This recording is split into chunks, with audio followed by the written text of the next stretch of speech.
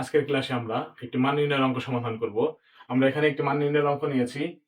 a plus B equal 7 এবং a square plus B square equal 25 হলে নিচের কোনটি a b এর মান হবে। এখানে চারটি অপশন আছে, চারটি অপশনের ভিতরে কোনটি a b এর মান হবে সেটা বের করতে হবে। তো আমরা অঙ্কের সমাধানে চলে যাব। আমাদের এখানে দুইটা মান দেওয়া আছে, a প্লাস বি ইকুয়াল 7 এবং a square plus B square equal 25। তো আমরা এই দ্বিতীয় মানটা নিয়ে অঙ্ক সমাধান করব। আমরা লিখব দেওয়া আছে, সমাধানে লিখব দেওয়া আছে a square plus B square equal 25। আমরা যে মানটা দেওয়া আছে সেটা লিখলাম।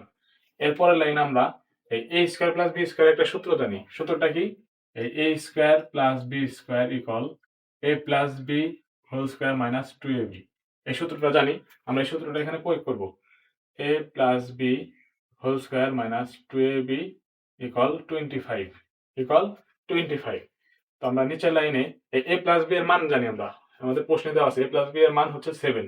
আমরা এখানে 7 বসাবো, এরপর স্কয়ার আছে স্কয়ার মাইনাস 2ab ইকুয়াল 25। বা এই 7 এর উপর স্কয়ার মানে আমরা জানি 7 দুইবার গুণ আছে, তাহলে গুণ করলে পাবো হচ্ছে 49 মাইনাস 2ab ইকুয়াল 25। বা আমাদের এখানে 49টাকে আমরা ডান পাশে নিয়ে যাব। 49 প্লাস আকারে আছে, ওই পাশে নিলে আমাদের কি মাইনাস হয়ে যাবে। মাইনাস 2ab ইকুয়াল 25 মাইনাস 49 বা মাইনাস 2ab ইকুয়াল মাইনাস 24।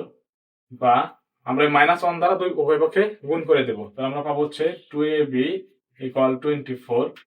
এই 2 আমাদের ab এর সাথে গুণ আকারে আছে, আমরা শুধু ab এর মানটা বের করব। যেহেতু গুণ আকারে আছে আমরা 2টাকে ডান পাশে নিয়ে যাব, তাহলে ডান পাশে নিয়ে গেলে আমাদের গুণ আকারে আছে, ভাগ হয়ে যাবে। তাহলে ab ইকুয়াল 24 ভাগ 2।